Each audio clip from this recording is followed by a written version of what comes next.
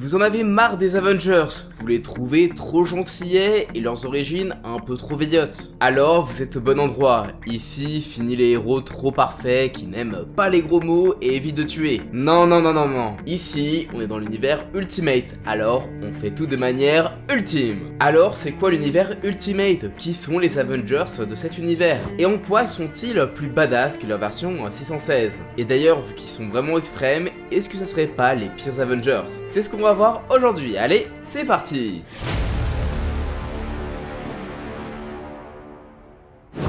Dans une volonté de redonner un sacré coup de jeune aux mythiques héros Marvel, dont la plupart existent quand même depuis les années 60-70, Brian Michael Bendis et la Maison des Idées lancèrent en 2000 la marque Ultimate Marvel. D'abord centré autour de l'Ultimate Spider-Man, le but de ce nouvel univers était d'attirer un nouveau lectorat en réimaginant nos héros favoris dans un contexte plus actuel. Commençant ainsi leur carrière non pas dans les années 60-70, mais dans les années 2000. Ici, le monde se veut plus réaliste et crédible et la grande majorité des surhumains sont liés aux plus illustres d'entre eux, Captain America. Dans une course à l'armement lancée suite à la disparition de Steve qui dormait tranquillement dans la glace, le monde entier tenta de créer ses propres surhumains, sachant bien qu'avec les tensions mondiales, la prochaine guerre mondiale se jouera sur le plan des surhumains. Pour commencer bien fort au niveau popularité, cet univers se lança autour du héros le plus vendeur de Marvel à l'époque, Spider-Man.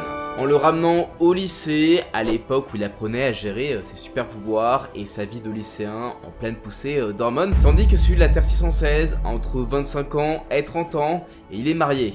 Marvel put redonner un sacré coup de jeune à ses licences phares. Alors forcément, quand le projet s'est étendu à tous leurs héros clés, l'univers Ultimate a rapidement gagné en popularité, inspirant pas mal le MCU d'ailleurs. Mais comme toutes les bonnes choses ont une fin, et malgré la storyline et des persos vraiment cool comme Miles Morales ou The Maker, la gamme Ultimate finit par perdre son attrait. La Terre 616 ayant pas mal repris en popularité en devenant plus mature et en s'inspirant du MCU, et donc de l'univers Ultimate. Un univers vraiment cool qui tira sa révérence suite au Secret Wars 2015, ne laissant que quelques survivants comme Miles ou encore le Maker. Et même s'il semblerait que cette ère soit de retour et au centre des nouveaux plans du Maker après les événements de King Black, bah en tout cas on croise les doigts.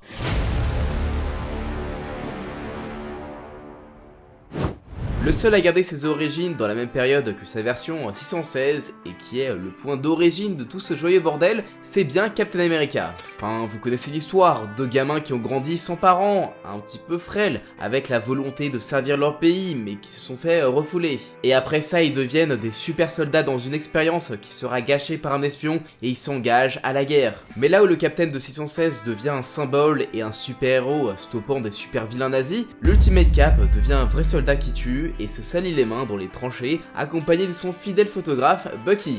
Vers la fin de la guerre, notre Ultimate Cap se sacrifia pour stopper une bombe nucléaire créée par un Chitauri nazi avant de tomber dans l'eau et de finir cryogénisé jusqu'à ce que le Shield le décongèle pour en faire un Avengers, un Ultimate.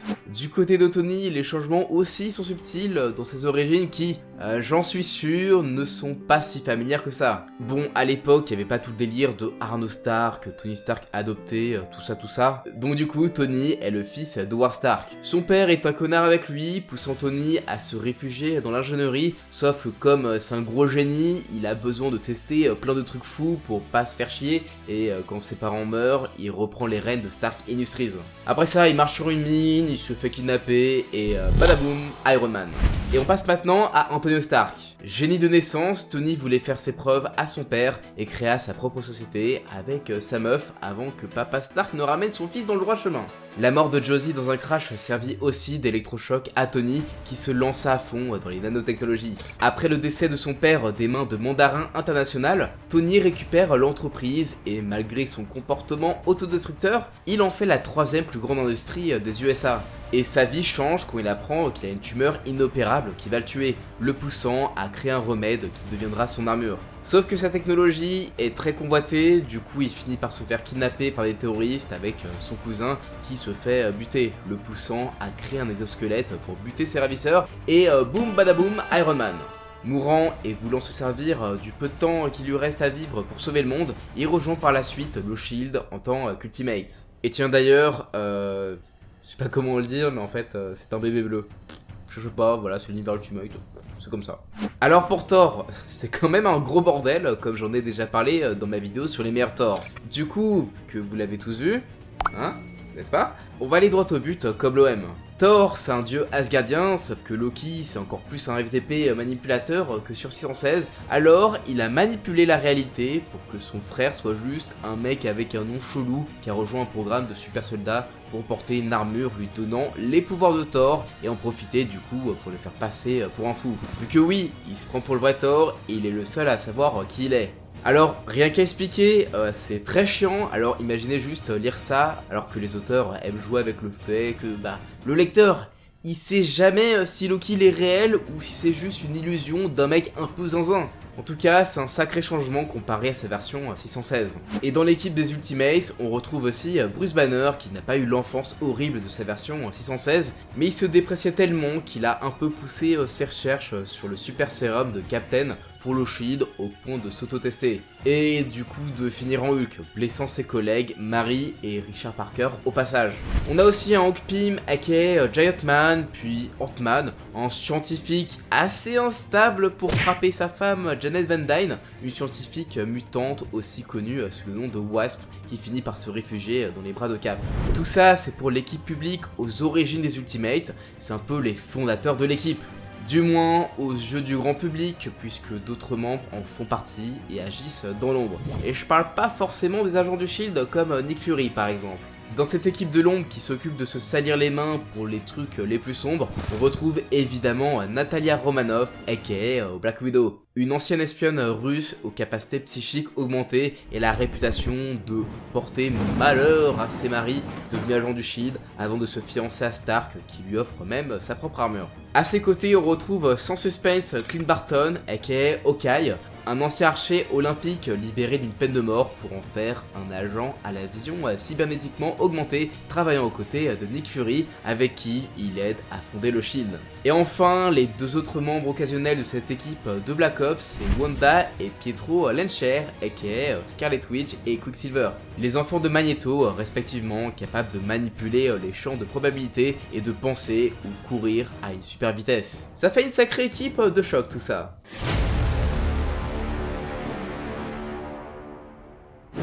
Avec un nom aussi vénère que les Ultimates, on sent que les mecs, ils sont pas là pour rigoler quoi. Ils sont ultimes. Ou alors, ils font les choses à fond quoi. Enfin, parfois un peu beaucoup trop quand même. Et ça se ressent jusqu'avec leur caractère bien trempé. Et vous allez comprendre pourquoi c'est la pire version des Avengers.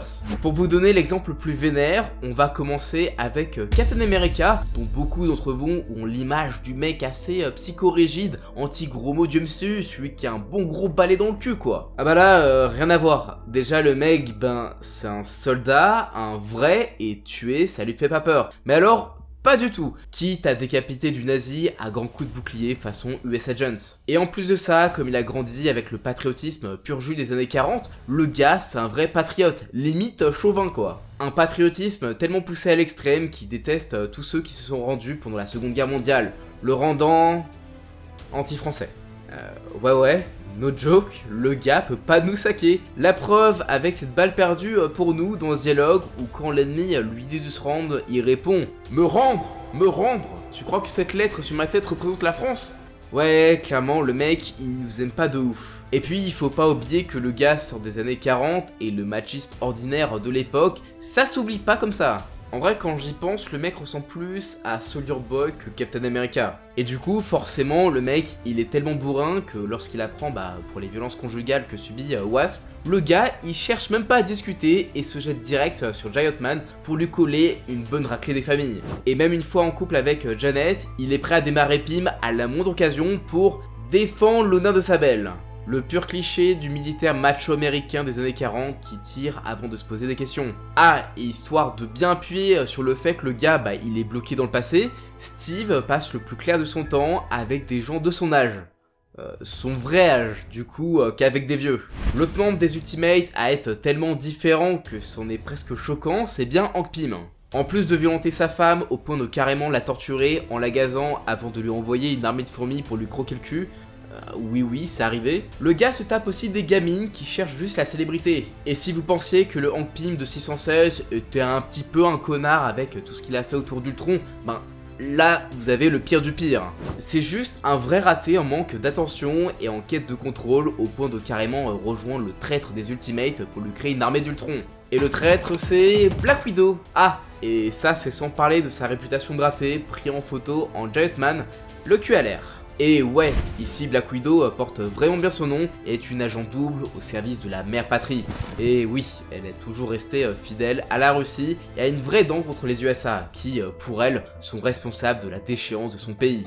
C'est ainsi qu'elle complota pour voler l'argent de son fiancé, quitte à le tuer s'il le fallait, et aida les Liberators, les Ultimates version russe, à envahir du coup le pays. Malheureusement pour elle, grâce aux nanites de l'armure offerte par son chéri, celui-ci la gela sur place avant de lui exploser une bouteille la gueule, l'envoyant direct à l'hosto. Un hôpital où elle ne fera pas de vieux os, puisqu'après sa défaite, c'est ce fucking badass Hawkeye qui mettra fin à ses jours. Et ouais, comme on en a déjà parlé dans cette vidéo, Ultimate Hawkeye est un vrai dur à cuire, capable de buter des mecs juste avec ses ongles. Sinon, dans les changements mineurs, mais quand même assez importants pour être cités, on a Thor, le pacifisme anticapitalisme, Anthony Stark, l'amoureux transi dont la plus grande peur est de perdre ses amis, et enfin, le truc le plus chelou, la relation incestueuse entre Wanda et Pietro. Ah oui, je déconne pas, ils ont vraiment une relation fraternelle à la Game of Thrones, ce qui semble pas pour autant choquer Janet quand elle explique à Cap. Ah, je vous l'ai dit, cette équipe trempe vraiment dans tous les extrêmes.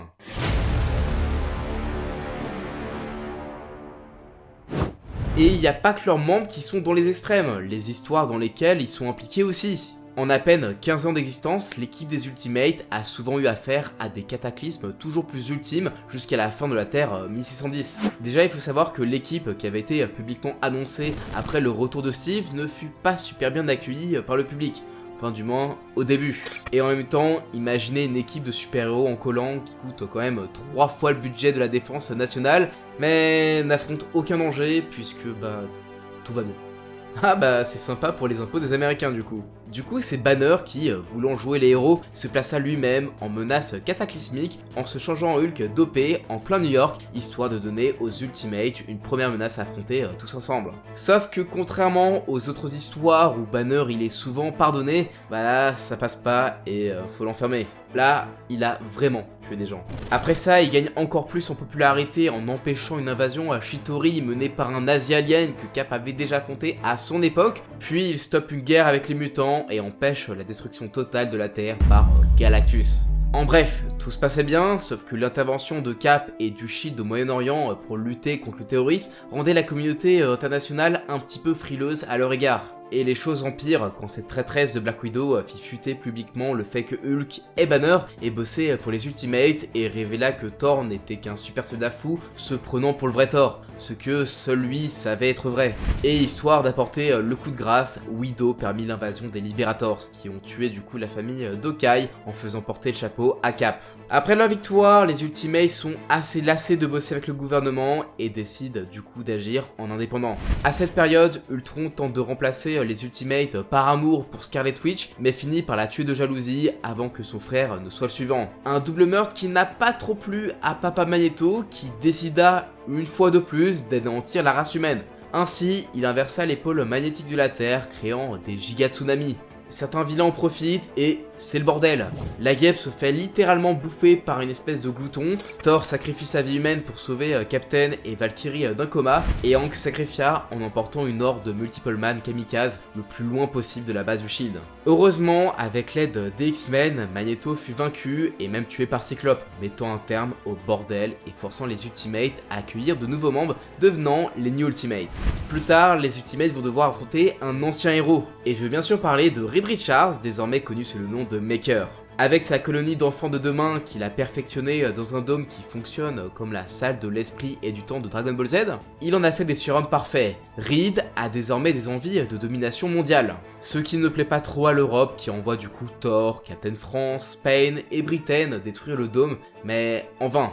Richards en profite pour utiliser les pouvoirs de Thor pour envahir Asgard, du coup il tue les dieux et ça permet du coup à ses enfants de drainer Yggdrasil. Et comme ça ne suffisait pas, The Maker relâcha une vague d'antimatière sur Washington, tuant le président, son cabinet et les membres du Congrès au passage. La solution finale fut d'envoyer Stark comme prisonnier symbolique pour sceller un pacte de paix. Le but, profiter que The Maker l'étudie pour permettre à l'IA surpuissante de Tony de prendre le contrôle du dôme, menant un combat de kaiju entre une armure d'Iron Man et un Hulk devenant géant travaillant pour le Maker. Un Maker qui fut heureusement stoppé par Sue Storm, ce qui ne l'empêchera pas pour autant de refaire parler de lui et de réussir à revenir sur sa terre même après Secret Wars, mais ça on en parlera peut-être dans une autre vidéo.